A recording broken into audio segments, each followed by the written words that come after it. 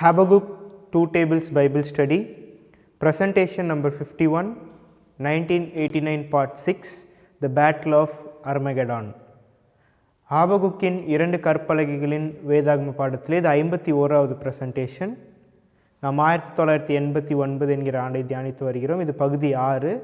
இன்றைக்கு நாம் அர்மேகதான் யுத்தத்தை குறித்து படிக்க இருக்கிறோம். இதை தொடங்குவதற்கு முன்பதாக ஒரு ஜெபம் செய்வோம்.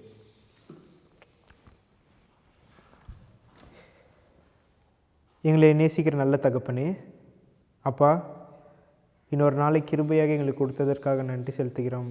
அப்பா, இப்பொழுதும் உம்முடைய சத்தியத்தை நாங்கள் தியானிக்க இருக்கிறோம். பரிசுத்த ஆவியானவரின் உதவி கொடுத்தருளும் பிதாவே. இதோ பின்மாறி ஊற்றப்பட்டு கொண்டிருக்கிறது பிதாவே. நாங்களும் அந்த அனுபவத்தை பெற்றுக்கொள்ளத்தக்கதாக இந்த சத்தியத்தை எங்களுக்கு கொடுத்திருக்கிறது பிதாவே. இதை படித்து நாங்கள் புரிந்து கொண்டு இதன் மூலமாக நாங்கள் சுத்திகரிப்படைய எங்களுக்கு கிருபை தரும் பிதாவே.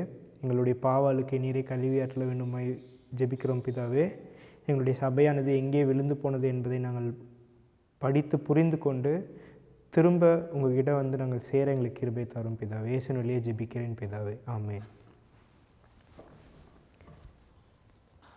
1989 என்கிற ஆண்டு கடைசி ஜென்ரேஷன், த லாஸ்ட் ஜென்ரேஷனுக்கு ஒரு முக்கியமான ஆண்டு என்று நாம் படித்தோம். ஏனென்றால் 1989ஆம் ஆண்டு வில்லியம் மில்லர் அவருடைய கனவிலே சிதறப்பட்டு போன அந்த ஆண்டுகள் 7 ஆண்டுகளுடைய நிறைவு. அப்பொழுது டர்ட் பிரஷ்மேன் சபையில் சேர்ந்திருக்கிற அந்த அசுத்தத்தை நீக்கிறதுக்காக ஒரு மனிதர் வருகிறார். வில்லியம் மில்லருடைய கனவில் அவர் இயேசு கிறிஸ்துவை குறிக்கிறார். அவர் வந்து இழந்து போன சத்தியத்தை மறுபடியுமாக சபை கொடுக்கிறார். அந்த சத்தியம்தான் இந்த ஹாபகுக் 2 டேபிள்ஸ் என்று நாம் அனைவருக்கும் தெரியும். நாம் அதை படித்து கொண்டு வருகிறோம். இந்த 1989 சத்தியம் மாத்திரம் சேகரிக்கப்பட்ட நமக்கு கொடுக்கப்படவில்லை. தேவன் சபையிலிருந்து 144,000 பேரை சேகரித்து கொண்டிருக்கிறார். ஏனென்றால் கிருபையின் காலம் முடிய போகிறது. நியாயராசிரிப் சட்டம் அமெரிக்காவில் வரும்பொழுது செவன்டே அட்வென்டிஸ்ட் திருச்சபையினருக்கு கிருபையின் காலம் முடிவடையும். 144,000 பேர் அதிலிருந்து கொடிகளாக ஏற்றப்படுவார்கள். கொடிகளாக ஏற்றப்பட்ட இவர்கள் மொத்த உலகத்திற்கும் சேர்த்து தானியேல் 12:1 ஒரு கிருபையின் காலம் முடிய இருக்கிறது. அந்த கிருபையின் காலத்துக்கு முன்பதாக இவர்களுடைய ஊழியத்தின் மூலியமாக 11ஆம் மணி வேலையாட்களை கூட்டி சேர்ப்பார்கள். இதுதான் தீர்க்க தரிசனமும். இந்த தீர்க்க தரிசனம் நமக்கு விளக்குகிறது. தீர்க்க தரிசன புஸ்தகங்கள் நமக்கு விளக்குகிறது.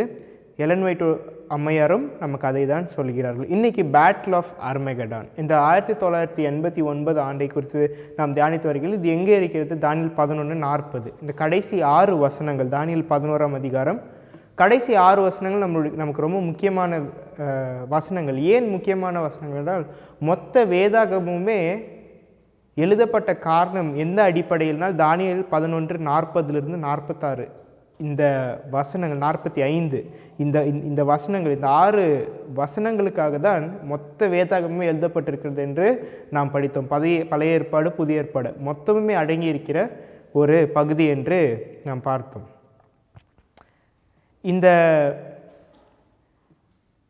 6 வசனங்களிலே முதலாவது வசனத்தை நாம் தியானித்தோம். இதில் 2 முடிவு காலங்கள் இருக்கு என்று நாம் பார்த்தோம். 1798, 1989.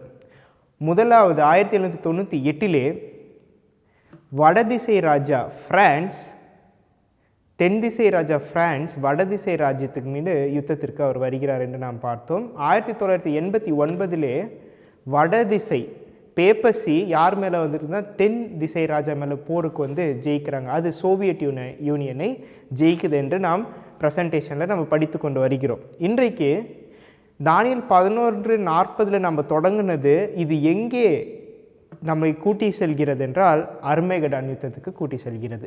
தானியேல் 11:40 3 வல்லமைகளே நாம் பார்த்தோம். ஒன்று சோவியத் யூனியன், அடுத்து பேப்பசி, அடுத்து அமெரிக்கா. இந்த 3 வல்லமைகளே அந்த வசனத்தில் நம்ம படித்தோம். இந்த 3 வல்லமைகள் என்ன செய்கிறது என்றால், இந்த உலகத்தை அர்மேகதான் யுத்தத்துக்கு நடத்துகிறது. அது எப்படி நடத்துகிறது என்பதை நாம் ஆராய இருக்கிறோம். அர்மகெடான், இந்த அர்மேகடான் என்பது ஒரு இடம் கிடையாது. இது 2 வார்த்தைகள் அடங்கிய ஒரு சொல். ஹர் என்பதற்கு மவுண்டேன் என்று பேர், மலைகள் என்று பேர், மலை. மெகிடோ என்பதுக்கு அசம்பிளி, காங்கிரிகேஷன், ஜனக்கூட்டம். அப்போது ஜனக்கூட்டம் நிறைந்த மலை என்று இதுக்கு ஒரு அர்த்தம் இருக்கிறது. Her Megiddo. மெகிடோ என்பது ஒரு இடம். இந்த மெகிடோ எங்கே இருக்கிறது என்று பார்த்தோம் என்றால் எருசலேமுக்கு 35 மைலுக்கு அப்பால் இது இருக்கிறது என்பதை நாம் புரிந்து கொள்ள வேண்டும். அடுத்து நார்த் ஈஸ்ட். இந்த மெகிடோக்கு நார்த் ஈஸ்டில் 10 மைல் தூரத்திலே கர்மேல் பர்வதம் இருக்கிறது. இந்த ஜெருசலேமுக்கும் இந்த மெகிதோவுக்கும் நடுவில் என்ன இருக்கிறது என்று பார்த்திங்கன்னா 2 மலைகள் இருக்கிறது. அந்த மலைகள் மோசே எழுதியிருக்கிறார். உபாகமம் 11:29, நீ சுதந்தரிக்கப் போகிற தேசத்தில் உன் தேவனாகிய கர்த்தர் உன்னை பிரவேசிக்க பண்ணும்போது கெர்சிம் மலையின் மேல் ஆசீர்வாதத்தையும் ஏபால் மலையின் மேல் சாபத்தையும் கூறக்கடவாய். கெர்சிம் மலை, ஏபால் மலை, இது அந்த இடத்துல தான் இருக்குது. இந்த இடத்துல மெகிதோ என்கிற அந்த பள்ளத்தாக்கில் அந்த இடத்துல என்ன இருக்கிறது என்றால் 34 யுத்தங்கள் நடந்திருக்கிறது. இதுவரைக்கும் 34 யுத்தங்கள் நடந்திருக்கிறது. இதை குறித்து நெப்போலியன் என்ன எழுதியிருக்கிறார் என்றால், the most natural battle ground of the whole earth. மொத்த உலகத்திலும் இது போல் ஒரு சிறந்த இடம் கிடையாது, இதுக்கு யுத்தத்திற்கான ஒரு சிறந்த இடம் கிடையாது என்று அங்கே நெப்போலியன் சொல்லியிருக்கிறார். இது ஒரு இடம் கிடையாது, லிட்ரலாக நம்ம எடுத்துக்கூடாது, இது ஒரு சிம்பாலிக்காக இதை நம்ம எடுத்துக்கொள்ள வேண்டும். அதனால் இந்த அர்மேகதான் என்பது என்னவென்றால், இந்த அர்மேகதான் என்பது கடைசி யுத்தம். இந்த கடைசி யுத்தம் இது ஒரு ஆவிக்குரிய யுத்தம். ஏனென்றால் வடதிசை ராஜா முடிவுக்கு வரக்கூடிய ஒரு இடம், வடதிசை ராஜா முடிவு பெறக்கூடிய ஒரு இடமாக இது இருக்கிறது. அப்போ வடதிசை ராஜா முடிவு பெறுகிற ஒரு இடமாக இது இருக்கிறதுனா இது எங்கே ஆரம்பிக்கிறது? தானியேல் 11:40 ஆரம்பிக்கிறது. தானியேல் 11:40 தான் நமக்கு தொடங்குது. என்னது? வடதிசை ராஜாவுக்கும் தென் திசை ராஜாவுக்கும் போர். கடைசி காலத்தில் அந்த கடைசி கால வசனம் 11:40. அப்போ நான் 11:40 நான் படிக்காவிட்டால் எனக்கு அர்மேகதான் என்னவென்று எனக்கு புரியாது. அப்போ நான் என் ரட்சிப்பை இழந்து போவேன் என்பதை நாம் புரிந்து கொள்ள வேண்டும். இதை நம்ம ஸ்க்ரீனில் பார்ப்போம்.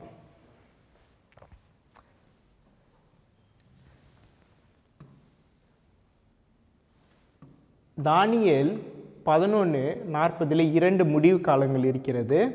ஒன்று 1798 தென் திசை ராஜா பிரான்ஸ், வடதிசை ராஜா பேப்பசி மேலே அங்கே அந்த மிருகத்துக்கு காயம் ஏற்படுகிறது. 1798. 1989 என்ன ஆகிறது என்றால் மறுபடியும் வடதிசை ராஜா பேப்பசி சோவியத் யூனியன் தென் திசை ராஜ்யத்தை ஜெயிக்கிறது. அப்போது இந்த 2 காரியங்களும் தானியேல் 11:40 நமக்கு இருக்கிறது. இதுக்கு அடுத்த வசனம் நாம் பார்க்கும் பொழுது தானியேல் 11:41. இந்த தானியேல் 11:41 இது நியாயராசரிப்பு சட்டத்தை இது குறிக்கிறது. தானியேல் 11:41 எதை குறிக்கிறது என்று பார்த்தீங்கன்னா நியாயராசரிப்பு சட்டம், சண்டேலா. இந்த சண்டேலா எங்கே மட்டும்தான் வரும்னா அமெரிக்காவில் மாத்திரமே இது வரும். முதலாவது அமெரிக்காவில் வருகிற சண்டேலா. அடுத்து 43வது வசனம் தானியேல் 11:43 நம்ம பார்க்கும் பொழுது இது எங்கே இங்கே எகிப்து கைப்பற்றப்படுகிறது. இந்த எகிப்து என்பது என்னவென்று பார்த்து எகிப்து என்பது உலகம் முழுவதற்குமாக நியாயராசரிப்பு சட்டம் வரும். அது யூனிவர்சல் சண்டேலா என்று நாம் அழைக்கிறோம். அது 43. இந்த 43க்கு அடுத்து என்ன இருக்கிறது என்றால் தானியேல் 11:44 தானியேல் 12:1 இந்த காலகட்டத்திற்கு இந்த வசனங்களுக்குள்ளாக இருக்கிறது தான் அர்மகெடான் யுத்தம்.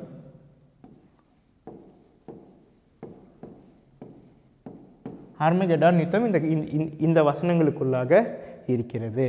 இதை தான் நாம் இப்பொழுது பார்க்க இருக்கிறோம். எப்படி வடதிசை ராஜா எங்கே இந்த கடைசி கால வசனங்கள் தானியேல் 11:40 ஆரம்பிக்குது.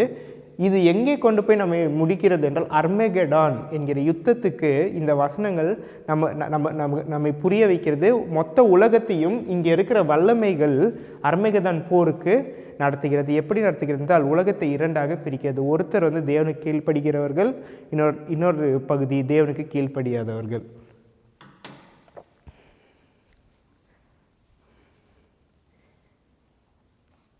இப்பொழுது இந்த தானியேல் 11:40 நாம் மறுபடியுமாக ஆராய்வோம். இதில் இருக்கிற அந்த சக்திகளை நம்ம புரிந்து கொள்ள வேண்டும், வல்லமைகளை நாம் புரிந்து கொள்ள வேண்டும். தானியேல்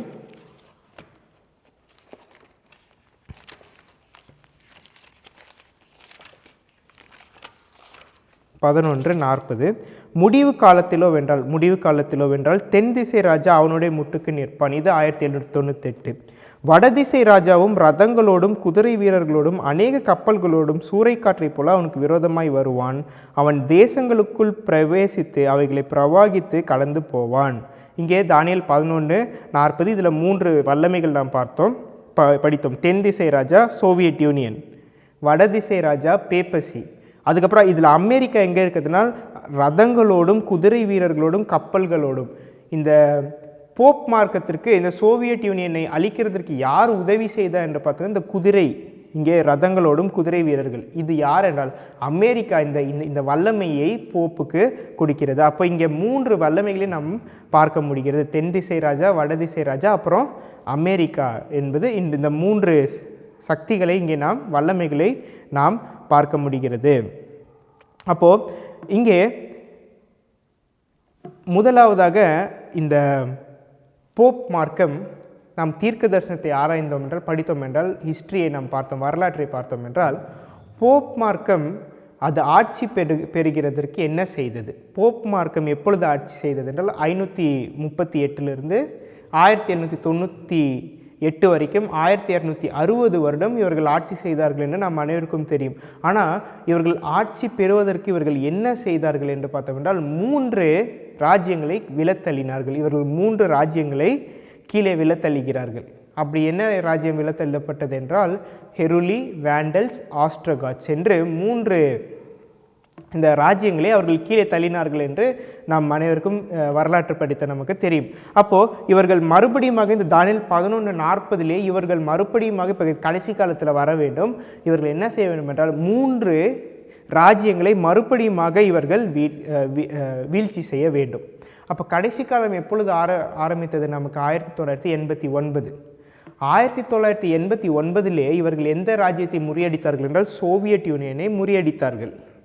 இப்போ இன்னும் 2 ராஜ்யங்களை இவர்கள் முறியடிக்க வேண்டும். 3 ராஜ்யம் முறியடிக்கப்பட்டால்தான் போப் மார்க்கம் இந்த உலகத்தை கைப்பற்றும். இப்போ முதலாவது ராஜ்யத்தை 1989 இவர்கள் வீழ்த்தி விட்டார்கள், சோவியத் யூனியன். அடுத்து இருக்கிறது 2 தான். ஒன்று அமெரிக்கா, கடைசியாக நாம் பார்த்தோம் என்றால் கிங் ஆஃப் சவுத், தென் திசை ராஜா. இது யார்? தானியேல் 11:40 அவங்க சோவியத் யூனியன் தான் தென் திசை ராஜா, அதை வீழ்த்திட்டாங்க. ஆனால் மறுபடியும் இந்த கடைசி காலத்தில் மறுபடியும் இன்னொரு தென் திசை ராஜா இருக்காருங்க. அந்த ராஜ்யத்தை போப் மார்க்கம் ஜெயிக்க வேண்டும். 3 ராஜ்யம் சோவியத் யூனியன் விலத்தள்ளியாச்சு, அமெரிக்காவை விலத்தள்ள வேண்டும். கடைசியாக தென் திசை ராஜா. இந்த தென் திசை ராஜா யாரும் கிடையாது, யுனைடெட் நேஷன்ஸ், ஐக்கிய நாடுகள். அந்த சபையை அந்த ஐக்கிய நாடுகளை சேர்ந்தது தான் இந்த கடைசியாக இந்த 3வது வல்லமை என்பதை நீங்களும் நானும் புரிந்து கொள்ள வேண்டும். இந்த அர்மேகதான் எங்கே இருக்கிறதுன்னு நம்ம அனைவருக்கும் தெரியும். வெளிப்படுத்தல் 16ஆம் அதிகாரத்துக்கு செல்வோம். இதை நம்ம வாசிப்போம் ஒவ்வொரு வசனமாக. 6ஆம் தூதன் 12வது வசனத்திலிருந்து நான் வாசிக்கிறேன். 6ஆம் தூதன் தன் கலசத்தில் உள்ளதை ஐப்ராத் எனும் பெரிய நதியின் மேல் ஊற்றினான். அப்பொழுது சூரியன் உதிக்கும் திசையிலிருந்து வரும் ராஜாக்களுக்கு வழி ஆயத்தமாக்கும்படி அந்த நதியின் தண்ணீர் வற்றி போயிற்று. அப்பொழுது வலுசர்ப்பத்தின் வாயிலும் மிருகத்தின் வாயிலும் கள்ள தீர்க்கதரிசியின் வாயிலும் இருந்து தவளை கொப்பான 3 அசுத்த ஆவிகள் புறப்பட்டு வர கண்டேன்.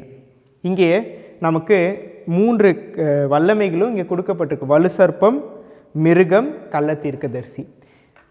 இங்கே மிருகம் என்பது போப் மார்க்கத்தை குறிக்கிறது என்று நம்ம அனைவருக்கும் தெரியும். கள்ள தீர்க்கதரிசி அமெரிக்கா. அப்போ இங்கே இருக்க வலுசர்ப்பம் என்றால் என்ன? இங்கே இருக்கிற வலுசர்ப்பம் யாரை குறிக்கிறது என்பதை நீங்களும் நானும் புரிந்து கொள்ள வேண்டும். இங்கே இருக்கிற வலுசர்ப்பம் என்பது சாத்தானை குறிக்கிற ஒரு சொல்லாக இருக்கிறதுன்னு நமக்கு தெரியும். ஆனால் இங்கே தீர்க்க தரிசனத்தில் யாரை குறிக்கணும்? ரோமை குறிக்கிறது. Rome, dragon. வலுசர்ப்பம் என்பது பேகன் ரோம், அந்நியான ரோமை இங்கே குறிக்கிறது. அந்நியான ரோம், பேப்பல் ரோம், அடுத்து அமெரிக்கா. இந்த 3 வல்லமைகளையும் இந்த வசனம் நமக்கு தெரியப்படுத்துகிறது. வசனம் 14, அவைகள் அற்புதங்கள் செய்கிற பிசாசின் ஆவிகள், அவைகள் பூலோகம் எங்கும் உள்ள ராஜாக்களை சர்வ வல்லமையுள்ள தேவனுடைய மகா நாளில் நடக்கும் யுத்தத்திற்கு கூட்டி சேர்க்கும்படிக்கு புறப்பட்டு போகிறது. இந்த 3 வல்லமைகளுடைய வேலை என்னவென்று இந்த வசனம் நமக்கு தெரியப்படுத்துகிறது. என்ன இவங்க வேலைனா மொத்த உலகத்தையும் ஒன்று திரட்ட வேண்டும். இவர்கள் மொத்த உலகத்தையும் இந்த 3 வல்லமைகளும் சேர்ந்து ஒன்று திரட்ட இருக்கிறார்கள். வசனம் 16, அப்பொழுது எபிரேய பாஷையிலே அர்மெகதான் எனப்பட்ட இடத்திலே அவர்களை கூட்டி சேர்த்தான். அர்மெகதானுக்கு இந்த உலகத்தை கூட்டி சேர்க்கணும், அதுதான் இந்த மூவருடைய வேலை. இந்த 3 வல்லமைகள் தான் தானியேல் 11:40 நம்ம படித்த அந்த 3 வல்லமைகள். 17ஆம் வசனம், 7ஆம் தூதன் தன் கலசத்தில் உள்ளதை ஆகாயத்தில் ஊற்றினான். அப்பொழுது பரலோகத்தின் ஆலயத்தில் உள்ள சிங்காசனத்திலிருந்து ஆயிற்று என்று சொல்லிய பெருஞ்சத்தம் பிறந்தது. சத்தங்களும் இடிமுழக்கங்களும் மின்னல்களும் உண்டாயின. பூமி மிகவும் அதிர்ந்தது. பூமியின் மேல் மனுஷர்கள் உண்டான நாள் முதற் கொண்டு அப்படிப்பட்ட பெரிய அதிர்ச்சி உண்டானதில்லை. 19, அப்பொழுது மகா நகரம் 3 பங்காக பிரிக்கப்பட்டது. இங்கே மகா நகரம் என்பது இந்த 3 வல்லமைகளை குறிக்கிறது. மகா நகரம் ரோம், இந்த ரோம் மாடர்ன் ரோம் என்பது 3 வல்லமைகளை குறிக்கிறது. இந்த 3 வல்லமைகள் தான் இப்பொழுது நாம் படித்தோம். வலு சர்ப்பம், மிருகம், கள்ளத்தீர்க்கதரிசி. இதை நம்ம கிங்டம்ஸ் ஆஃப் பைபிள் ப்ராஃபஸி என்று சொல்லுவோம். இதை குறித்து சபையில் மிகப்பெரிய போராட்டமே இருக்கிறது. ஆனால் நம்ம தெளிவாக இதை நாம் ஆராய்வோம். வேதாகமத்திலே 8 ராஜ்யங்கள் இருக்கிறது என்று நமக்கு தெரியும். 8 ராஜ்யங்கள், அது என்னென்ன ராஜ்யம் என்று ஒவ்வொன்றாக நாம் எழுதுகிறோம். முதலாவது பாபிலோன், இரண்டாவது மீடோ பெர்சியா இரண்டாவது, மூன்றாவது கிரீஸ், இந்த கிரேக்க ராஜ்யம் மூன்றாவது, நான்காவது பேகன் ரோம், அந்நியான ரோம், ஐந்தாவது பேப்பல் ரோம், அதாவது போப் மார்க்கம், அவர்கள் ஆட்சி செய்தார்கள். இது 5. கடைசி 3 தான் மாடர்ன் ரோம். 6, 7, 6ஆம் ராஜ்யம், 7ஆம் ராஜ்யம், 8ஆம் ராஜ்யம். 6வது ராஜ்யம் அமெரிக்கா, 7வது ராஜ்யம் யுனைடெட் நேஷன், அதாவது ஐக்கிய நாடுகள். கடைசியாக மறுபடியுமாக பேப்பல் ரோம், அதாவது பேப்பசி, போப் மார்க்கம், மறுபடியுமாக கடைசியாக அவர்கள் தான் ஆள இருக்கிறார்கள். இந்த 3ம் சேர்ந்தது தான் மாடர்ன் ரோம். மகா நகரம் 3 பங்காக பிரிக்கப்பட்டது என்றால் இதுதான் மாடர்ன் ரோம். இதுதான் அந்த 8 வல்லமைகள் என்பதை நீங்கள் புரிந்து கொள்ள வேண்டும். அப்போ அந்த தானியேல் 11:40 இருக்க 3 வல்லமைகள் எது என்றால் இதுதான் அந்த 3 வல்லமைகள். இப்பொழுது நாம் 16வது அதிகாரத்தில் படித்த அந்த 3 வல்லமைகளும் இதுதான். இந்த 3ம் சேர்ந்து நம்மளை எங்கே வழிநடத்துகிறது என்றால் இந்த அர்மேகதான் யுத்தம், ஆவிக்குரிய யுத்தத்திற்கு இந்த வல்லமையை நம்மளே ஆயத்தப்படுத்துகிறது. அப்போ இது எனக்கு தெரிய வேண்டும் என்றால் எனக்கு தானியேல் 11:40 தெரிய வேண்டும். தானியேல் 11:40 நமக்கு என்ன கொடுக்கப்பட்டிருக்கிறது என்றால் இது எப்பொழுது இது தொடங்கினது என்று கொடுக்கப்படும். எப்பொழுது தொடங்கினது? 1989 சாவுக்கு ஏதுவான காயம் சொஸ்தமாக்கப்பட்டது. இங்கே சாவுக்கு ஏதுவான காயம் மிருகத்துக்கு உண்டாகிறது. 1989 இந்த போப் மார்க்கம் அந்த சோவியத் யூனியனை ஜெயிக்கும் பொழுது அவர்களுக்கு அந்த காயம் சொஸ்தமாகிறது. சொஸ்தமான காலத்திலிருந்து நம்மளை அர்மேகடானுக்கு இது நடத்துகிறது. அதனால தான் இந்த வருடம் மிக முக்கியமான வருடம். தானியேல் 11:40 கொடுக்கப்பட்ட 1989.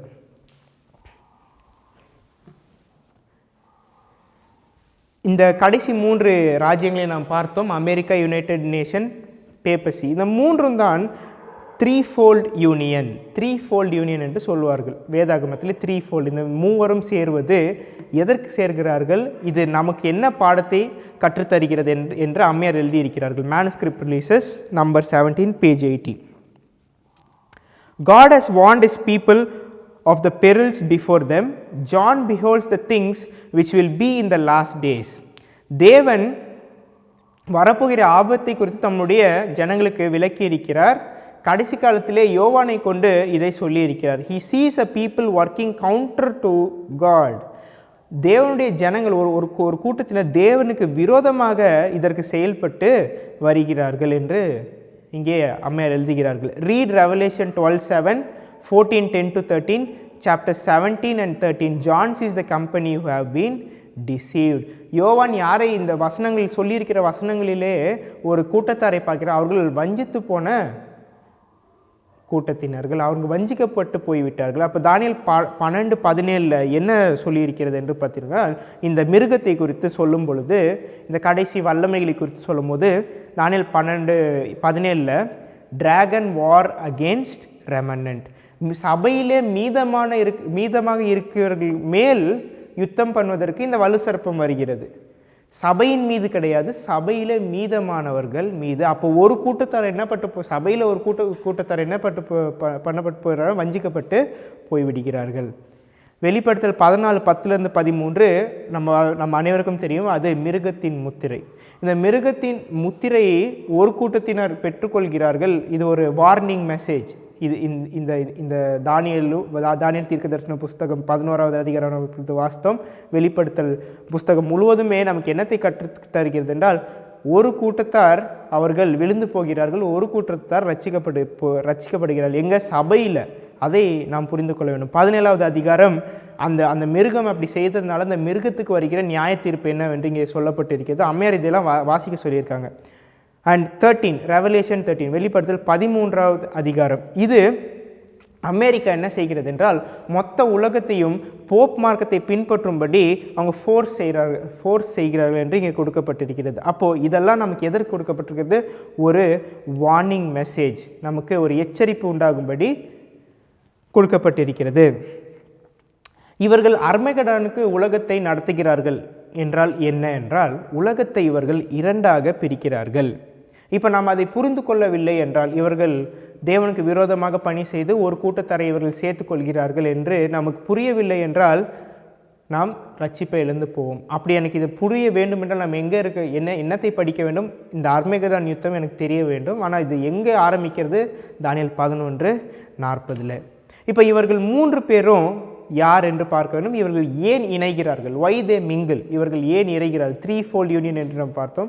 இவர்கள் மூவரும் இணைகிறதுக்கான காரணம் என்ன? Science of times, November 1, 1899. Under the symbols of great red dragon, a leopard like beast and a beast with lamb like horn. இங்கே கிரேட் ரெட் டிராகன், சிவப்பான அந்த வலு சர்ப்பம், இந்த வலு சர்ப்பம் என்பது கிரேட் ரெட் டிராகன் என்று இருக்கிறது. அடுத்து லெப்பர்ட் லைக், சிவிங்கியை போல் இருக்கிற ஒரு மிருகம். அடுத்து ஆட்டுக்குட்டியை போல பேசுகிற மிருகம். இது 3ம் நமக்கு தெரிய வருகிறது. ஒன்று பேப்பசி, அமெரிக்கா, யுனைடெட் நேஷன். இது 3ம் என்ன என்று பாருங்கள். த earthly governments, இவர்கள் உலகத்தை அரசாட்சி செய்யக்கூடிய ஒரு பொறுப்பில் இருக்கிறவர்கள். அப்போ இந்த 3மே அமெரிக்கா, பேப்பசி, யுனைடெட் நேஷன் உலகத்தை கைப்பற்றுவதற்கான அவங்க ஒரு முயற்சி எடுக்கிற ஒரு கூட்டத்தில் இருக்கிறார்கள் என்று நாம் புரிந்து கொள்ள வேண்டும். which would especially engage in trampling upon God's law and persecuting his people were presented to John. trampling upon God's law, இவர்களுடைய வேலை ஏன் இவர்கள் ஒன்று இணைகிறார்கள் என்றால், சாத்தான் பரலோகத்தில் செய்த வேலையை பூமியில் செய்து கொண்டு வருகிறான். இந்த மூவரையும் வைத்து, முக்கியமாக இந்த பேப்பசி போப் மார்க்கத்தை வைத்து தேவனுடைய கற்பனையை கீழே தள்ள வேண்டும். அப்போது முக்கியமாக என்ன கற்பனை என்றால், அந்த தேவனுக்கு ஆராதனை செலுத்தக்கூடிய ஒரு கற்பனை, 4ஆம் கற்பனையை காலுக்கு கீழாக அவன் போட்டு மிதிக்க வேண்டும். அதற்காக தான் இந்த 3 வல்லமைகளும் அர்மேகதான் யுத்தத்திற்கு நம்மை நடத்துகிறது. இந்த அர்மேகதான் யுத்தத்திலே நாம் தேவனை தொழுது கொள்கிறோமா அல்லது இந்த வல்லமைகளை சாத்தானை தொழுது கொள்கிறோமா என்பதற்கு கேள்வி இதுதான் இந்த அம்மையார் இங்கே எழுதியிருக்கிறார்கள் நமக்கு. The war is carried on till close of time. இந்த யுத்தம் எது வரைக்கும் நடக்கும்? Till close of time, probation, கிருபையின் காலம் முடிகிற வரைக்கும், தானியேல் 12:1 வரைக்கும் இந்த யுத்தம் நடைபெறுகிறது. The people of God symbolized by a holy woman and her children were represented as greatly in the minority. இந்த சம்பவங்கள் மத்தியில் ஒரு சிறு கூட்டமாக சேர்க்கப்பட்டிருக்கிறது யார் என்றால் 1,44,000 பேர். இது ஹோலி விமன், பரிசுத்த ஒரு ஸ்திரீ, பரிசுத்த ஸ்திரீ, விபச்சார ஸ்திரீ. பரிசுத்த ஸ்திரீ யார்? சபையிலிருந்து சேகரிக்கப்பட்ட 1,44,000 பேர். இவர்கள் ஒரு குறுகிய ஒரு எண்ணிக்கையில் இருக்கிற நபர்கள் என்று அம்மையார் எழுதுகிறார்கள். இந்த last days only a remnant still existed. Of these John speaks as they which keep the commandments of God and have testimony of Jesus Christ. அந்த அர்மேகதான் யுத்தத்திற்கே அங்கே அதற்கு முன்பதாக அங்கே என்ன நடக்கிறதுன்னு அந்த போரில் ஒரு கூட்டத்தினர்கள் அந்த யுத்தத்திலே அவர்கள் தேவனுடைய அந்த கற்பனைகளை கை கொண்டு அதை தூக்கி உயர்த்தி பிடிக்கிறார்கள். Through paganism and then through papacy, Satan exerted his power for many centuries in an effort to blot from the earth God's faithful witnesses. முன்பதாக இந்த ரோமை கொண்டு, அந்நியான ரோமை கொண்டு முதலாவது வல்லமை, அடுத்து பேப்பல் ரோம், இந்த போப் மார்க்கத்தை வைத்து, இந்த 2 வல்லமைகளை வைத்து அவன் என்ன செய்தான் என்றால் தேவனுக்கு உண்மையாக இருக்கிற நபர்களை துன்பப்படுத்தினான். இப்போ பாருங்கள், pagans and papacies were actuated by the same dragon spirit. இவங்க இருவருக்குமே வித்தியாசம் கிடையாது, இருவருமே ஒரே ஆவியை உடையவர்கள். அது என்ன ஆவினா டிராகன் ஸ்பிரிட், வலு சர்ப்பத்தினுடைய ஆவி. சாத்தானுடைய பரலோகத்தில் அவன் என்ன செய்தானோ அதே ஆவி இந்த ரோமை வைத்து செய்து கொண்டிருக்கிறான். They differed only that papacy making a pretense of serving God was the more dangerous and cruel for.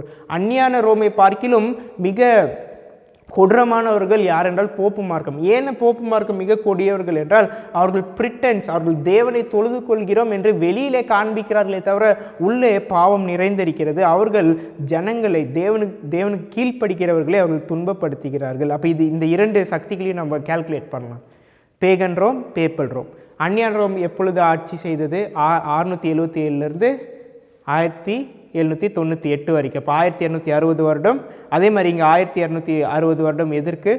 Papal Rome 538 to 1798. அப்போ இந்த 1260 1260 இந்த வருஷங்களை நம்ம கூட்டும் பொழுது 2520 என்கிற தேதி நமக்கு வருகிறது.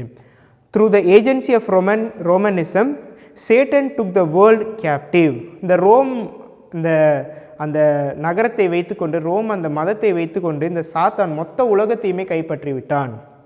The prophet's church of God was swept into rank of this delusion and far more, and 1000 years the people of God suffered under dragon's ire. இந்த வலுசர்ப்பம் என்ன செய்தது என்றால், சாத்தான் என்ன செய்தான் என்றால் போப் மார்க்கத்தை வைத்து அந்த அந்நியான ரோம் இந்த வல்லமைகளை வைத்து 1000 வருடங்களுக்கு மேலாக சபையை துன்பப்படுத்தினான். And when the papacy robbed of his strength was forced to desist from persecution.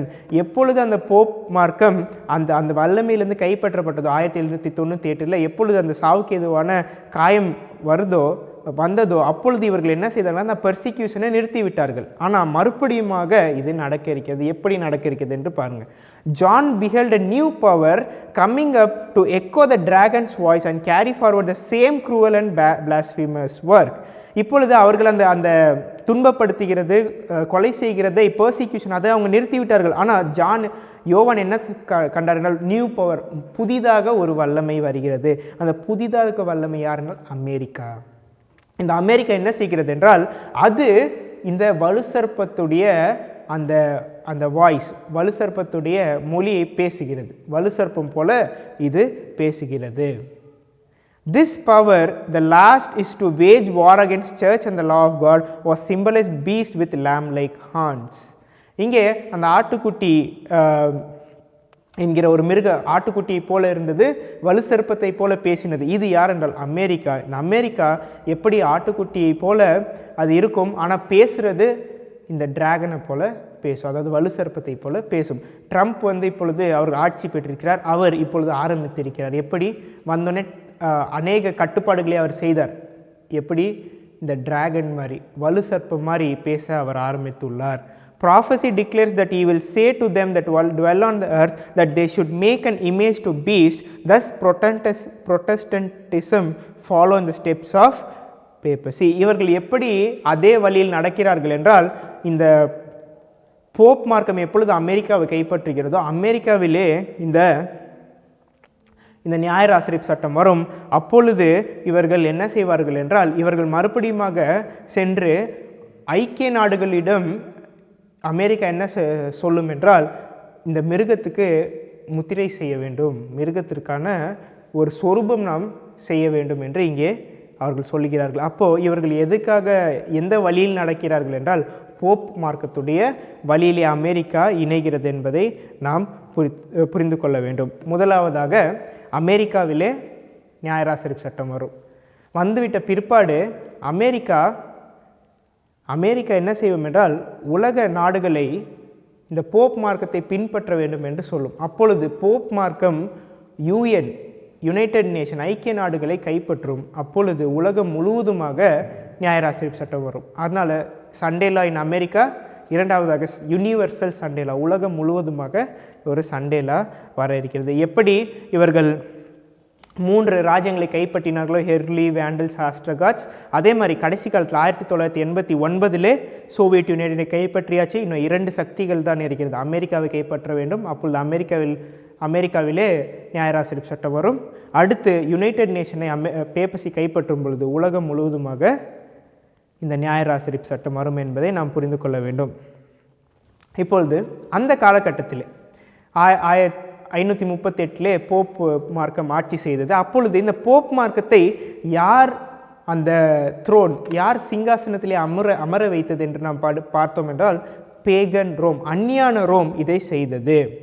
அதே மாதிரி நம்முடைய காலகட்டத்தில் அமெரிக்கா என்ன செய்யும் என்றால் அமெரிக்கா போப் மார்க்கத்திற்கு உதவி செய்யும். இது ஏற்கனவே நாம் பார்த்தோம். 1989 சோவியத் யூனியனை விலை செய்வதற்காக யார் உதவி செய்தால் அமெரிக்கா தன்னுடைய military strength and economic strength, தன்னுடைய இராணுவ பலத்தையும் பொருளாதார பலத்தையும் அங்கே போப்புக்கு கொடுத்தார்கள் என்று நமக்கு தெரியும்.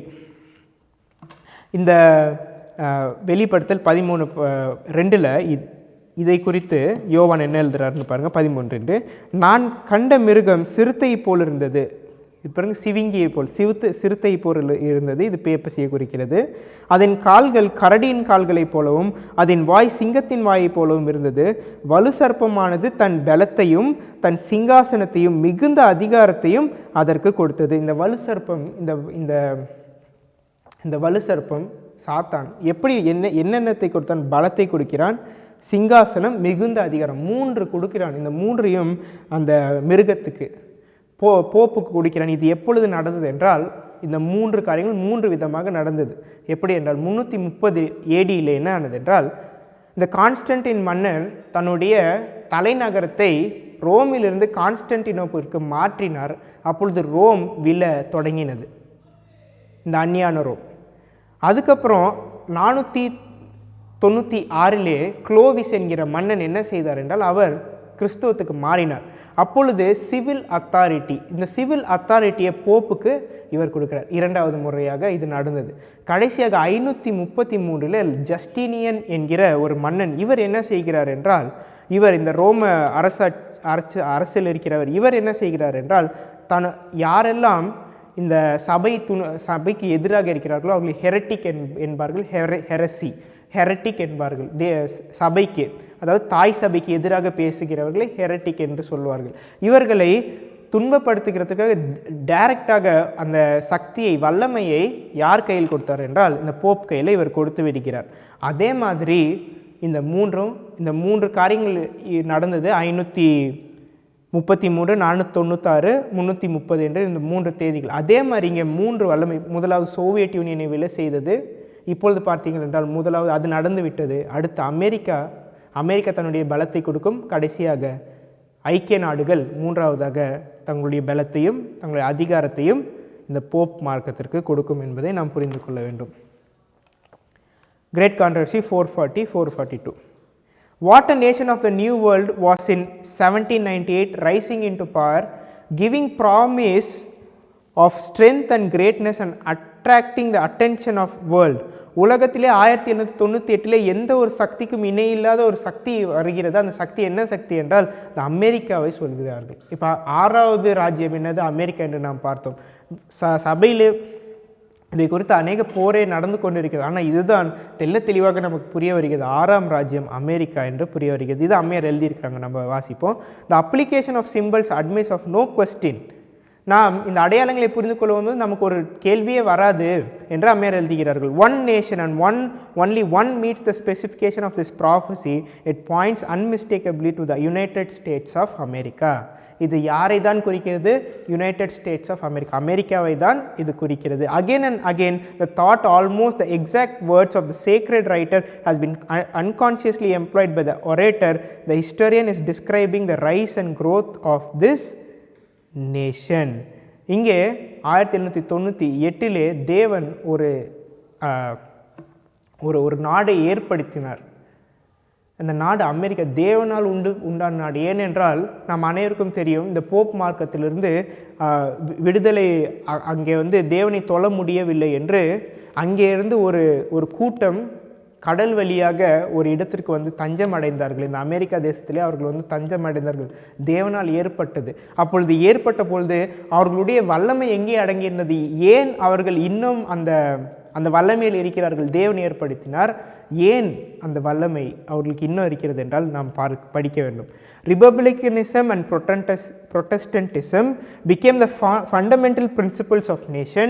These principles are secret of its power and prosperity. அவர்களுடைய வல்லமைக்கான அந்த ரகசியம் என்றால் சபை தனியாக செயல்படுகிறது, அரசாங்கம் தனியாக செயல்படுகிறது. இவர்கள் எப்பொழுது ஒரு நாடாக உருவானார்களோ அப்பொழுது சபை தனியாக வேலை செய்ய வேண்டும், அரசு தனியாக வேலை செய்ய வேண்டும். இது இரண்டும் ஒன்றாக இணையக்கூடாது என்று இவர்கள் ஒப்பந்தம் செய்தார்கள். ஆனால் இந்த ஒப்பந்தம் மீறப்படும் பொழுது என்ன ஆகும் என்பது நமக்கு தெரிய வருகிறது. இந்த ஒப்பந்தம் மீறப்படும் பொழுது, இது மீறின அப்புறம் நியாயராசிரிப்பு சட்டம் வருகிறது. அப்போ இந்த இரண்டையும் சேர்க்கிறதுக்கான வேலை தான் யார் செய்து கொண்டிருக்கிறார்? இந்த வலுசற்பமானது சாத்தான் செய்து கொண்டிருக்கிறான். யாரை வைத்து? இந்த போப் மார்க்கத்தை வைத்து செய்து கொண்டிருக்கிறான். வெளிப்படுத்தல் 13:11. பின்பு வேறொரு மிருகம் பூமியிலிருந்து எழும்ப கண்டேன். அது ஒரு ஆட்டுக்குட்டிக்கு ஒப்பாக 2 கொம்புகளையுடையதாக இருந்தது. வலு சர்ப்பத்தை போல பேசினது. இங்கே வலு சர்ப்பத்தை போல பேசினது அமெரிக்காவை குறிக்கிறது. இது எப்படி இருந்தது? இது ஆட்டுக்குட்டிக்கு ஒப்பாக 2 கொம்பு உள்ளதாக இருந்தது. ஆட்டுக்குட்டி போல இருந்தது. தேவன் ஏற்படுத்தினார். இது ஒரு புரொட்டஸ்டன்ட், அதாவது கிறிஸ்தவ நாடு. ஆனால் இது எப்படி பேசுகிறது? வலு சர்ப்பத்தை போல இது பேசுகிறது என்பதை நாம் புரிந்து கொள்ள வேண்டும். 12வது வசனம். அது முந்தின மிருகத்தின் அதிகாரம் முழுவதையும் அதன் முன்பாக நடப்பித்து சாவுக்கு ஏதுவான காயம் 6 சொஸ்தமடைந்த முந்தின மிருகத்தை பூமியும் அதன் குடிகளும் வணங்கும்படி செய்தது. அப்போ அமெரிக்கா பூமியின் குடிகள் வணங்கும்படி செய்கிறது. எது? காயம் சொஸ்தமாக்கப்பட்ட மிருகம். எப்பொழுது சொஸ்தமானது? தானியேல் 11:40, 1989. இந்த ஆண்டிலே இந்த காயம் சொஸ்தமாக்கப்பட்டது. அந்த மிருகத்தை வணங்கும்படி இந்த அமெரிக்கா மொத்த உலகத்திற்குமாக இதை சொல்லுகிறது என்பதை நீங்கள் நானும் புரிந்து கொள்ள வேண்டும். 13. அன்றியும் அது மனுஷருக்கு முன்பாக வானத்திலிருந்து பூமியில் அக்கினியை இறங்க பண்ணத்தக்கதாக பெரிய அற்புதங்களை நடப்பித்தது. மிருகத்தின் முன்பாக அந்த அற்புதங்களை செய்யும்படி தனக்கு கொடுக்கப்பட்ட சத்துவத்தினாலே பூமியின் குடிகளை மோசம் போக்கி பட்டயத்தினாலே காயப்படுத்தி பிழைத்த மிருகத்திற்கு ஒரு சொரூபம் பண்ணப்பட வேண்டும் என்று பூமியின் குடிகளுக்கு சொல்லிற்று. பூமியின் குடிகள், அதான் பூமியின் குடிகள் மொத்த உலகத்திற்கும் ஒரு சொரூபம் பண்ணப்பட வேண்டும் என்று சொல்லுகிறது. யார் சொல்கிறார்? பேப்பர்ஸ், அதாவது அமெரிக்கா சொல்கிறது. யாருக்கு? மொத்த உலகத்துக்கும். யுனைடெட் நேஷன், ஐக்கிய நாடுகளிடம் சொல்லுகிறது. அப்பொழுது உலகம் முழுவதுமாக நியாயராசிரியர் சட்டம் எப்படி இருக்கும் என்று 15. மேலும் அம்மிருகத்தின் சொரூபம் பேசத்தக்கதாயும் மிருகத்தின் சொரூபத்தை வணங்காத யாவரையும் கொலை செய்யத்தக்கதாகவும் மிருகத்தின் சொரூபத்திற்கு ஆவியை கொடுக்கும்படி அதற்கு சத்துவம் கொடுக்கப்பட்டது. கொலை செய்கிறது, பர்சிக்யூஷன். எங்கே இந்த பர்சிக்யூஷனை அவர்கள் விட்டுவிட்டார்களோ 1798 அவர்கள் விட்டுவிட்டார்கள். மறுபடியும் யார் அதை கையில் எடுக்கிறார் என்றால் இந்த அமெரிக்கா மறுபடியும் கையில் எடுக்கிறது என்பதை நீங்களும் நானும் புரிந்து கொள்ள வேண்டும். இந்த வல்லமையை அமெரிக்கா யாருக்கு கொடுக்கிறது என்றால் இந்த போப் மார்க்கத்திற்கு கொடுக்கிறது. அதுக்கப்புறம் UN, ஐக்கிய நாடுகளும் இந்த வல்லமையை அவர்கள் கொடுக்கிறார்கள். Great controversy 433. But what is the image to the beast? இந்த இமேஜ், மிருகத்தின் சொரூபம் என்றால் என்ன? How it is to be formed? The image is made by the 2-horned beast and is an image to beast. It's also called image of beast. When the early church became corrupted by departing from the simplicity of the gospel and accepting heathen rites and customs, she lost the spirit and power of God. பண்டைய காலத்தில் ஆதி சபையினர்கள் தேவனை பின்பற்றி வந்தார்கள். ஆனால் இவர்கள் என்ன செய்தார்கள் என்றால் அந்நியான மார்க்கத்தினரை உள்ளே சேர்த்து கொண்டார்கள். அப்பொழுது அந்நியான மார்க்கமும் தேவனை பின்பற்றுகிறவர்களும் ஒன்றாக இணைந்து அவர்களுடைய வழிகளை இவர்கள் பின்பற்றியதுனால இவர்கள் ஆவியை இழந்து போனார்கள், தேவனுடைய வல்லமையை இழந்து போனார்கள். And in order to control the conscience of people, she sought to support the secular power. இங்கே தான் இருக்குது, ஜனங்களை அவர்கள் கட்டுக்குள்ளாக வைக்க வேண்டும் என்று இந்த போப் மார்க்கம் என்ன செய்தது என்றால் செக்யுலர் பவர், இந்த அரசாங்கத்தை அவர்கள் நாடி போகிறார்கள். The result was the பேப்பசி. இதுதான் பேப்பசி உருவாக காரணம். எப்பொழுது மதமும் அரசியலும் ஒன்றாக இணைகிறதா, எப்பொழுது ஒரு அசுத்தமும் சுத்தமும் ஒன்றாக இணைகிறதா, இதுதான் அக்கிரமத்தின் ரகசியம். இது நடக்கும் பொழுது இது பேப்பசியாக மாறினது என்று அம்மையார் எழுதுகிறார்கள். A church that controlled the power that of the state and employed it to further her own ends, especially for the punishment of heresy. இப்படி சபைக்கு விரோதமாக பேசுகிற நபர்களை இவர்கள் அந்த அரசாங்க பலத்தை கொண்டு இவர்கள் பர்சிக்யூட், அவர்கள் கொலை செய்தனால இவர்களுக்கு அந்த சபை மிகவும் பரவினது. ஆனால் இவர்கள் தேவனுக்கு விரோதமாக இவர்கள் செய்து வந்தார்கள். இது அவர்களுக்கு எப்படி இருக்கிறது என்றால், அந்த பேப்பசிக்கு தேவனை தொழுது கொள்ளுகிற ஆனந்தத்தை காட்டிலும் கொலை செய்கிறதற்கான இந்த ஆர்வம் வந்து அவங்களுக்கு அதிகமாக இருக்குன்ற அம்மையார் எழுதுகிறார்கள். In order for the United States to form image of the beast, the religious power should control civil government. இது நடக்க வேண்டும் என்றால் இந்த சபை அரசாங்கத்தை கட்டுப்படுத்த வேண்டும். That the authority of the state will also be employed by church to accomplish her own ends. அப்படியானால் இந்த அமெரிக்கா தன்னுடைய அரசாங்க பலத்தை யாருக்கு கொடுக்க வேண்டும்? போப் மார்க்கம், அது சபைக்கு கொடுக்க வேண்டும். அந்த இரண்டும் ஒன்றாக இணையும் பொழுது இந்த இமேஜ் ஆஃப் த மிருகத்துக்கு சொரூபம் உண்டாக்கப்பட்டுவிடும். Great controversy 445. The image of the beast represent that form an apostate Protestantism which will be developed when the Protestant churches shall seek the aid of civil power for the enforcement of their dogmas. The mark of beast still remains to be defined. இங்கே image of the beast, mark of the beast, மிருகத்தின் சொரூபம், மிருகத்தின் முத்திரை. இதற்கான வித்தியாசம் என்னவென்று நாம் புரிந்து கொள்ள வேண்டும். எப்பொழுது மதமும் அரசியலும் ஒன்றாக இணைகிறதோ அது மிருகத்தின் சொரூபம். மிருகத்திற்கு முத்திரை என்பது நியாயராசிரி சட்டம் எப்பொழுது வருகிறதோ அது மிருகத்திற்கான முத்திரை என்பதை நாம் புரிந்து கொள்ள. இந்த இரண்டையும் அமெரிக்கா தன்னுடைய பலத்தை போப்பு கொடுக்கிறார்கள். அப்பொழுது நியாயராசிரி சட்டம் அமெரிக்காவில் வருகிறது. அதுக்கப்புறம் ஐக்கிய நாடுகள் உலகம் முழுவதுமாக எகிப்து அவங்க குறிப்பிடுகிறார்கள். அந்த எகிப்து ஐக்கிய நாடுகளை குறிக்கிறது. உலகம் முழுவதற்கும் ஐக்கிய நாடு என்கிற வார்த்தை உலகம் முழுவதும் என்கிற பொருளை நாம் எடுத்துக்கொள்ள வேண்டும். எகிப்து என்பது உலகம் முழுவதையும் தீர்க்க தரிசன அடிப்படையிலே குறிக்கிறது. Testimonies volume 6:18.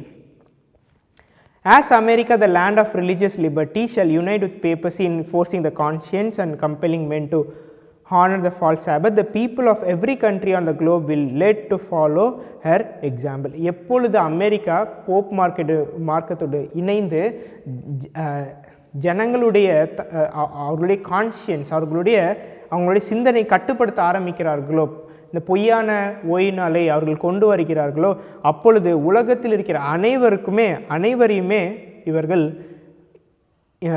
இந்த போப் மார்க்கத்தை பின்பற்றும்படி இந்த அமெரிக்கா செய்கிறது என்று சொல்கிறார்கள். இங்கே அம்மையார் எழுதியிருக்கிறார்கள். அப்போது சோவியத் யூனியனை போப் மார்க்கம் ஜெயித்து விட்டது.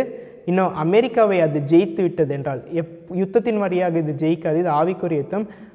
அதனால் இந்த போப் மார்க்கம் அமெரிக்காவில் நுழையும் பொழுது அமெரிக்காவில் இந்த நியாயராசிரிப்பு சட்டம் வரும். அதுக்கப்புறம் ஐக்கிய நாடுகளிலே இந்த அமெரிக்கா தேசம் என்ன செய்யும் என்றால் இந்த மிருகத்திற்கு ஒரு சொரூபம் பண்ணப்பட வேண்டும், போப் மார்க்கத்துக்கு அதிகாரம் கொடுக்கப்பட வேண்டும் என்பது உலகம் முழுவதுமாக இந்த நியாயராசிரிப்பு சட்டம் வரும். இந்த வலு சர்ப்பம் என்பது முதலாவது சாத்தானை குறிக்கிறது. பேகன் ரோமை குறிக்கிறது. இது எங்கே வெளிப்படுத்தல் 12வது அதிகாரத்தில் நாம் பார்க்கும் பொழுது அந்த வலு சர்ப்பமானது இந்த ஸ்திரீயுடைய பிள்ளையின் மீது போர் செய்து இயேசு கிறிஸ்து மேலே போர் செய்ய வந்தது. அப்போது அந்நியான ரோமை இது குறிக்கிறது என்று வெளிப்படுத்தல் படிக்கிற நமக்கு தெரிகிறது. ஆனால் இது இன்னொரு கண்ணோட்டத்தில் முதலாவது ரோம் இருந்தது, சாத்தான் இப்பொழுது ரோம் என்று நாம் பார்த்திருக்கிறோம். ஆனால் இதோடைய இதுக்கு இன்னொரு அர்த்தம் வந்து இந்த ரோம் என்பதற்கு நான் சொன்ன இது ஏற்றுக்காது, நீங்கள் ஏற்றுக்க மாட்டீங்க. அதனால் கிரேட் கான்ட்ரவர்சி 413 அம்மையார் எழுதியிருக்கிறார்கள். Thus while the dragon primarily represents Satan, it is in a secondary sense a symbol of pagan Rome. முதலாவது இது சாத்தானை குறிக்கிறது, ஆனால் இரண்டாவதாக இது பேகன் ரோம், அந்நியான ரோமை இது குறிக்கிறது என்று இங்கே சொல்லியிருக்கிறார்கள். இப்போ பாருங்கள், டிராகன் வலு சர்ப்பம் என்றால் சாத்தான் என்று படித்தோம், ரோம் என்று படித்தோம். தானியேல் 11ஆம் அதிகாரம் படிக்கிற நமக்கு கிளியோபட்ரா, மார்க் ஆண்டனி அவங்களுடைய அந்த வரலாறு அங்கே கொடுக்கப்பட்டிருக்கிறது. அந்த வரலாற்றிலே ரோம் என்ன செய்கிறது என்றால் எகிப்தை கைப்பற்றுகிறது. ஒரு வடதிசை ராஜாக்கும் தென் திசை ராஜாக்கும் 11ஆம் அதிகாரத்தில் போர் நடந்து கொண்டு வருகிறது. அப்போ ரோம் என்ன செய்கிறது என்றால் எகிப்தை கைப்பற்றுகிறது. ரோம் வடதிசை, எகிப்து தென் திசை. அப்போ ரோம் என்பது வலு சர்ப்பத்தை குறிக்கிறது என்று அம்மையார் எழுதியிருக்கிறார்கள். எகிப்து தென் திசையும் இந்த வலு சர்ப்பத்தை குறிக்கிறது என்று நான் சொல்கிறேன். இது எப்படி நாம் புரிந்து கொள்ளணும்? எப்படி இரண்டுமே வடதிசையும் தென் திசை எப்படி இது வலு சர்ப்பத்தை குறிக்கிறது என்றால், சாத்தான் எப்பொழுதுமே ஒரு இடத்தில் தங்க மாட்டான். உதாரணத்துக்கு பரலோகத்தில் அவனுடைய யுத்தத்தை ஆரம்பித்தான், அதுக்கப்புறம் தன்னுடைய இடத்தை ஏதேனுக்கு மாற்றினான், அதுக்கப்புறம் பாபிலோனுக்கு மாற்றினான், அதுக்கப்புறம் பெர்கமு சபைக்கு வந்தோன்னா பெர்கமு சபையில் அந்த பிசாசுடைய சிங்காசனத்துக்கு அவன் மாற்றினான், அப்புறம் பேப்பசி போப் மார்க்கத்துக்கு வந்தான். ஒரு இடத்துல அவன் இருக்க மாட்டான். அதே மாதிரி இந்த வலு சர்ப்பமானது மாறிக்கொண்டே இருக்கும். அர்த்தம், தீர்க்கதர்சன அர்த்தம். முதலாவது இது எகிப்தை இது குறிக்கிறது. அடுத்து பேகன் ரோம், அந்நியான ரோமை குறிக்கிறது. பேப்பல் ரோம் அதாவது போப் மார்க்கத்தை குறிக்கிறது. கடைசியாக யுனைடெட் நேஷன், இந்த யுனைடெட் நேஷன் ஐக்கிய நாடுகளையும் இது குறிக்கிறது. இதிலிருந்து நமக்கு என்ன தெரிய வருகிறது என்றால், இது நமக்கு இந்த வேதாகம் முழுவதுமாக வடதிசை ராஜா தென் திசையை கைப்பற்றுகிறார். முதலாவதாக அந்த தானியேல் 11:40 தென் திசை ராஜா வடதிசையின் மேல், மறுபடியும் வடதிசை ராஜா தென் திசையின் மேல் வருகிறார். இதுதான் தானியேல் 11ஆம் அதிகாரம் நடந்து கொண்டே வருகிறது. அப்போது ஒவ்வொரு காலகட்டம் மாறும் பொழுது இந்த வலு சர்ப்பம் என்கிற பொருளும் மாறுகிறது. அப்போ வலு சர்ப்பம் சாத்தானை குறிக்கிறது, ரோமை குறிக்கிறது, எகிப்தை குறிக்கிறது, யுனைடெட் நேஷன்ஸ் ஐக்கிய நாடுகளை, கடைசியாக என் டைமில் நாம் இப்போது கடைசி காலத்தில் அது ஐக்கிய நாடை குறிக்கிறது என்பதை நீங்களும் நானும் புரிந்து கொள்ள வேண்டும். இது எகிப்து உலகம் முழுவதற்கும் ஒரு அடையாளம் என்பதற்கு சில வசனங்களை நாம் வாசிப்போம். இந்த பேப்பசி உலகம் முழுவதையும் கைப்பற்ற இருக்கிறது. அந்த உலகம் முழுவதையும் கைப்பற்றுவதற்கு அது யூஎன்ஐ கைப்பற்ற வேண்டும் என்பதை நாம் படிக்கிறோம். யூஎன் என்பது எகிப்தையும் குறிக்கிறது, உலகம் முழுவதும். எசேக்கியேல்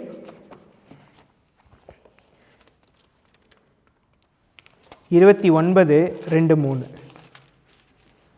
மனுபுத்திரனே, நீ எகிப்தின் ராஜாவாகிய பார்வோனுக்கு எதிராக உன் முகத்தை திருப்பி அவனுக்கு எகிப்து முழுவதுக்கும் விரோதமாய் தீர்க்க தரிசனம் உரித்து சொல்ல வேண்டியது என்னவென்றால், இங்கே எகிப்தின் ராஜாவாகிய பார்வோனுக்கு எதிராக, எகிப்துக்கு எதிராக தேவன் தீர்க்க தரிசனம் சொல்கிறார். 3வது வசனம், கர்த்தராகிய ஆண்டவர் சொல்லுகிறார், எகிப்தின் ராஜாவாகிய பார்வோனே, நீ உன் நதிகளின் நடுவிலே படுத்துக்கொண்டு என் நதி என்னுடையது, நான் அதை எனக்காக உண்டு பண்ணினேன் என்று சொல்லுகிற பெரிய முதலையே, இதோ நான் உனக்கு விரோதமாய் வந்து.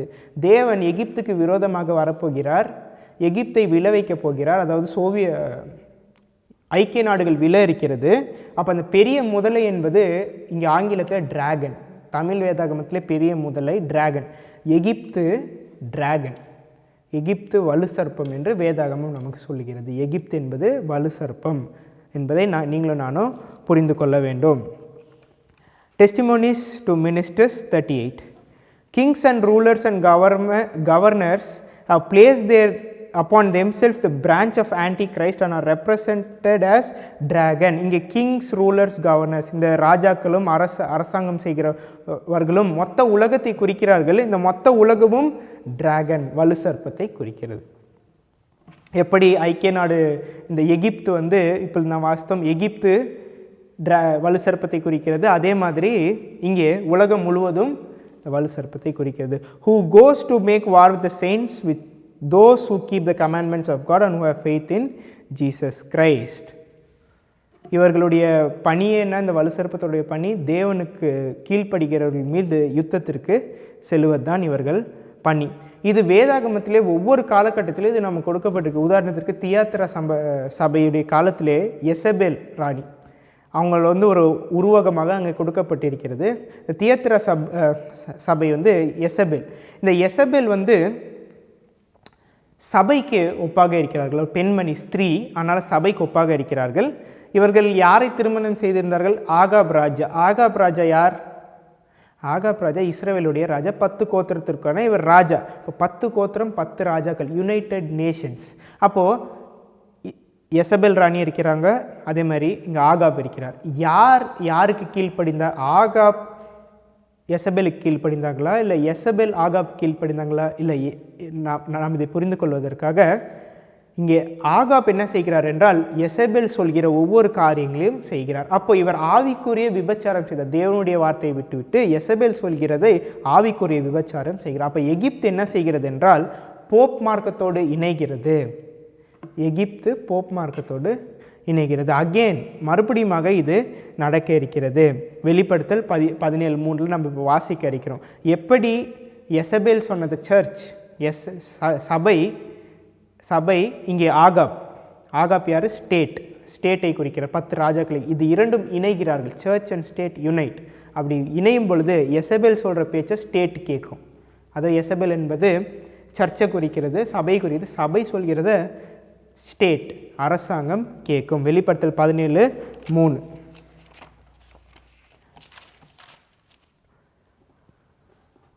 ஆவிக்குள் என்னை வனாந்திரத்திற்கு கொண்டு போனால் அப்பொழுது 7 தலைகளையும் 10 கொம்புகளையும் உடையதும் தூஷணமான நாமங்களால் நிறைந்துமான சிவப்பு நிறமுள்ள மிருகத்தின் மேல் ஒரு ஸ்திரீ ஏறி இருக்க கண்டேன். சிவப்பு நிற மிருகத்தின் மேல் யார்? ஒரு ஸ்திரீ.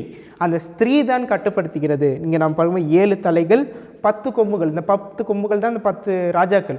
அவங்கள யார் ஆட்சி செய்கிறா? ஒரு ஸ்திரீ, பேப்பசி ஆட்சி செய்கிறது. அப்போ எசபேல் சபை இந்த அரசாங்கத்தை அவங்க ஆட்டி படைக்க இருக்கிறார்கள் என்பதை நாம் புரிந்து கொள்ள வேண்டும். அப்போ இது நடக்க வேண்டும் என்றால் இவர்கள் என்ன செய்ய வேண்டும்? North has to defeat south. இந்த வடதிசை ராஜா தென் திசை ராஜாவை ஜெயிக்க வேண்டும். இதை நம்ம வாசிப்போம். எரேமியா பழைய ஏற்பாட்டிலேருந்து நமக்கு அநேக காரியங்கள் வேதம் முழுவதுமாக கடைசி காலத்திற்காக தான் எழுதப்பட்டிருக்கிறது என்பதற்கு இது ஒரு உதாரணம். எரேமியா 46:1-2 நான் வாசிக்கிறேன். புறஜாதிகளுக்கு விரோதமாக எரேமியா தீர்க்கதரிசிக்கு உண்டான கர்த்தருடைய வசனம் எகிப்தை குறித்தும், எகிப்தை குறித்து எழுதுறாங்க உலகம் முழுவதும், எகிப்தை குறித்தும் ஐப்ராத் நதி அண்டையிலே கர்கமேசிலே இருந்ததும் பாபிலோன் ராஜாவாகிய நேபுகாத் நேச்சர் யோசியாவின் குமாரனாகிய யோயாக்கிம் என்னும் யூதா ராஜாவின் 4ஆம் வருஷத்திலே முறி அடித்ததுமான பார்வோன் நேகோ எனப்பட்ட எகிப்து ராஜாவின் இராணுவத்தை குறித்தும் அவர் சொல்லுகிறது என்னவென்றால், இங்கே வடதிசை ராஜா யாரை கைப்பற்றுகிறார்? தென் திசை ராஜா பாபிலோன் ராஜா இங்கே எகிப்தின் ராஜாவை கைப்பற்றுகிறார். இது ஒரு உதாரணம். 13வது வசனம். எகிப்து தேசத்தை அழிக்க பாபிலோன் ராஜாவாகிய நேபுகாத் நேச்சார் வருவான் என்பதை குறித்து எரேமியா தீர்க்கதரிசியினால் கர்த்தர் சொன்ன வசனம். வடதிசை ராஜா தென் திசை ராஜா வேதகம் முழுவதுமாகவே நமக்கு இதை போதிக்கிறது. எசேக்கியேலுக்கு செல்வோம். எசேக்கியேல் 29:18. மனுபுத்திரனே, பாபிலோன் ராஜாவாகிய நேபுகாத் நேச்சர் தீருவின் முன்னே தன் சேனையிடத்தில் கடும் ஊழியம் வாங்கினான். ஒவ்வொரு தலையும் மொட்டையாயிற்று, ஒவ்வொரு தோள்பட்டையின் தோலும் உரிந்து போயிற்று. ஆனாலும் அவன் தீருக்கு விரோதமாக செய்த ஊழியத்தினாலே அவனுக்காவது அவன் சேனைக்காவது கூலி கிடைக்கவில்லை. இங்கே நாம் படித்தால் புரிய வரும். என்ன, இந்த வடதிசை ராஜா பாபிலோனியன் ராஜா என்ன செய்கிறார் என்றால் தீரு மீது செல்கிறார், தீரு தேசத்தின் மீது செல்கிறார். ஆனால் அவருக்கு அதிலிருந்து கூலி கிடைக்கவில்லை, அவர் அதை ஜெயிக்கவில்லை. அதனால தேவன் என்ன சொல்கிறார் என்று பாருங்க. 19வது வசனம். ஆகையால் கர்த்தராகிய ஆண்டவர் சொல்லுகிறது என்னவென்றால், இதோ நான் பாபிலோன் ராஜாவாகிய நேபுகாத் நேச்சாருக்கு எகிப்து தேசத்தை கொடுக்கிறேன். நான் வடதிசை ராஜாக்கு, பாபிலோன் ராஜாக்கு எதை கொடுக்கிறேன்? எகிப்து தேசம், தென் திசையை நான் கொடுக்கிறேன். அவன் அதன் ஏராளமான ஜனத்தை சிறைப்பிடித்து அதன் ஆஸ்தியை சூறையாடி அதன் கொள்ளை பொருளை எடுத்துக்கொள்வான். அது அவனுடைய சேனைக்கு கூலியாக இருக்கும். அவன் அதிலே செய்த வேலைக்கு எகிப்து தேசத்தை நான் அவன் கூலியாக கொடுத்தேன். எனக்காக அதை செய்தார்கள் என்று கர்த்தராகிய ஆண்டவர் சொல்கிறார். அந்நாளிலே, அந்நாள் என்பது நியாய ஆசரிப்பு சட்டத்தை குறிக்கிறது. அந்த காலத்திலே நியாய தீர்க்க தரிசனத்திலே அந்நாள் என்பது நியாயராசரிப்பு சட்டம். அந்நாளிலே இந்த காரியங்கள் நடந்து கொண்டிருக்கிறது. என்ன? வடதிசை ராஜா தென் திசை ராஜாவை ஜெயிக்கிற ஒரு காரியம் என்பதை நீங்களும் நானும் புரிந்து கொள்ள வேண்டும். அடுத்து இப்போ வடதிசை ராஜா சிங்காசனத்தில் அமர வேண்டும். அப்படி அமர வேண்டும் என்றால் தென் திசையை இவர்கள் கைப்பற்ற வேண்டும். எப்படி கைப்பற்றுகிறார்கள் என்பதற்கு வசனம் நான் வாசிப்போம். அதன் தானியேல் 11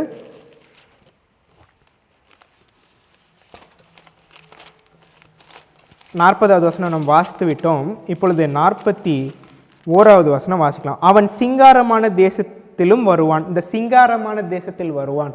யார்? வடதிசை ராஜா. பேப்பசி எங்கே வருகிறார் என்றால் சிங்காரமான தேசம் அமெரிக்காவின் மேல் வருகிறார். அப்பொழுது அநேக தேசங்கள் கவிழ்க்கப்படும். ஆனாலும் ஏதோமும் மோவாவும் அம்மோன் புத்திரர்கள் பிரதானமானவர்களும் அவன் கைக்கு தப்பி போவார்கள். ஒரு கூட்டம் தப்பி போகும். இது 7 அட்வென்டிஸ்டில் 144,000 பேர் தப்பி போவார்கள். ஆனால் ஒரு கூட்டம் இவன் அழிப்பான். அப்போ சிங்காரமான தேசத்தின் மேல் வருவது தானியேல் 11:41 அமெரிக்காவின் மீது வருவது நியாயராசரிப்பு சட்டத்தை குறிக்கிறது. இப்போ 42வது வசனம் பாருங்கள். அவன் தேசங்களின் மேல் தன் கையை நீட்டுவான். எகிப்து தேசம் தப்புவதில்லை. எகிப்து உலகம் முழுவதும் தப்புவதில்லை. அப்போ 42வது வசனம் 42 நம்ம ஸ்க்ரீனில் பார்ப்போம். 41ல் இங்கே நாம் பார்க்கும் பொழுது அமெரிக்காவின் மீது வருகிறான். அமெரிக்கா சிங்காரமான தேசத்தின் மீது வருகிறான். சண்டேல அமெரிக்கா. இங்கே 42, 43 இந்த 2 வசனங்களும் நமக்கு எகிப்தை குறிக்கிறது. அப்போ உலகம் முழுவதும் யுனைடெட் நேஷன் உலகம் முழுவதற்கும் நியாயராசரிப்பு சட்டம் வருகிறது.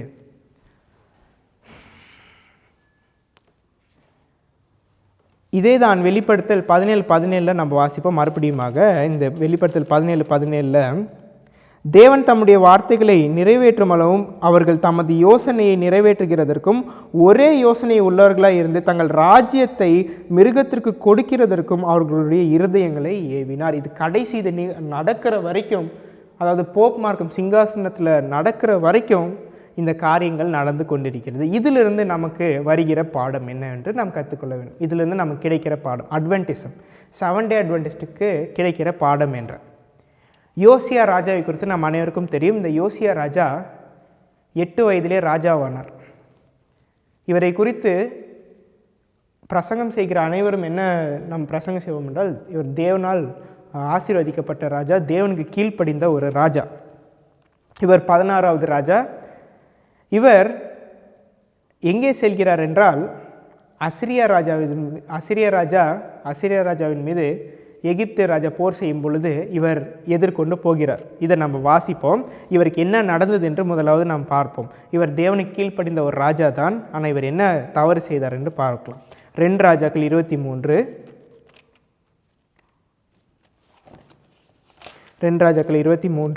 28, 29 நான் வாசிக்கிறேன். யோசியாவின் மற்ற வர்த்தமானங்களும் அவன் செய்தவை யாவும் யூதாவுடைய ராஜாக்களின் நாளாகம புஸ்தகத்திலே அல்லவா எழுதியிருக்கிறது. அவன் நாட்களில் எகிப்தின் ராஜாவாகிய பார்வோன் நேகோ அசிரியா ராஜாவுக்கு விரோதமாய் ஐப்ராத்து நதிக்கு போகிற போது ராஜாவாகிய யோசியா அவனுக்கு எதிராக புறப்பட்டான். பார்வோன் நேகோ அவனை மெகிதோவிலே கண்டபோது அவனை கொன்று போட்டான். இப்போது இவர் என்ன செய்கிறார் என்றால், இந்த எகிப்தின் ராஜா தென் திசை ராஜா எதன் மீது போருக்கு செல்கிறான்? அசிரியா என்பது பாபிலோன், முன்பதாக அசிரியா பாபிலோனாக. அப்போது இது வடதிசை. தென் திசை ராஜா வடதிசை ராஜாக்கு யுத்தம். இவர் அங்கே செல்கிறார். யார்? யோசியா, தேவனுக்கு கீழ்ப்படுகிற ஒருவர் அங்கே செல்கிறார்.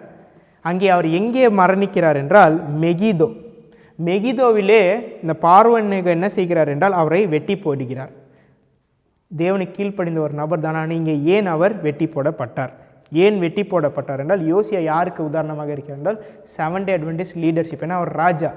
7 அட்வென்டிஸ்டில் இருக்க லீடர்ஷிப் எப்படி விழுந்து போவார்கள் என்பதற்கு 2 நாளாகமும் 35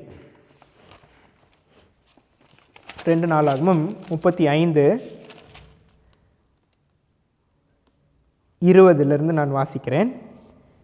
யோசியா தேவாலயத்திற்கு அடுத்ததை திட்டப்படுத்தின இந்த எல்லா நடவடிக்கைகளும் பின்பு எகிப்தின் ராஜாவாகிய நேகோ ஐப்ராத்து நதியோரமான கர்கேமிஸ் பட்டணத்தின் மேல் யுத்தம் பண்ண வந்தான். அப்பொழுது யோசியா அவனுக்கு விரோதமாக யுத்தம் செய்ய புறப்பட்டான்.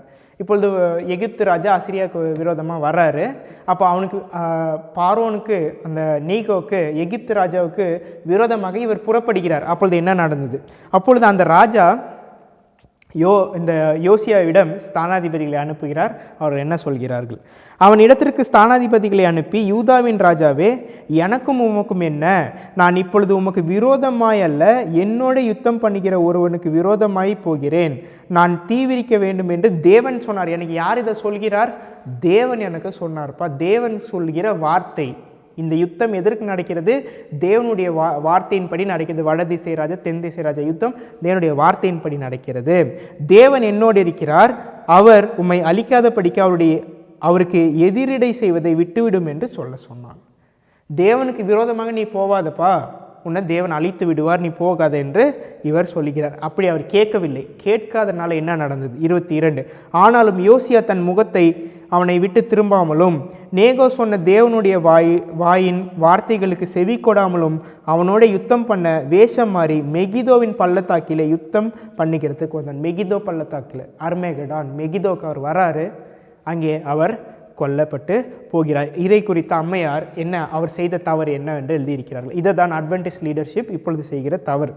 Because Josiah died in the battle, who will charge God with denying his word that Josiah should go to his grave in peace? The Lord did not give orders for Josiah to make war with the king of Egypt. தேவன் இந்த தென்திசை ராஜா எகிப்து ராஜாவென்று நீ போய் யுத்தம் செய்ய என்று தேவன் சொல்லவே இல்லை யோசியாவுக்கு. முதலாவது, when the Lord gave the king of Egypt orders that the time had come to serve him by warfare, and the ambassadors told Josiah not to make war on Neho, no doubt Josiah congratulated himself that no word from the Lord had come directly to him. To turn back with his army would have been humiliating, so he went on. யோசியா ராஜாவுக்கு தேவனிடமிருந்து அந்த வார்த்தை வந்தது என்று அவருக்கு தெரிய வருகிறது.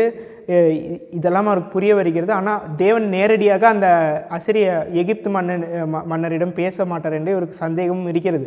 ஆனால் இவர் எதற்கு இது பண்ணார் என்றால், எதற்கு பயந்தார் என்றால், ஒரு அசிங்கமாக இருக்கின்றது. என்னவென்றால், இவ்வளோ படையை கூட்டி சேர்த்து விட்ட பிற்பாடு நான் திரும்பி போனனால என்னை அநேகர் தவறாக பேசுவார்கள் என்று அந்த ப்ரைட், சுயம் வந்துவிட்டது. தேவனுடைய வார்த்தையா சுயமா என்று வந்துவிட்டது.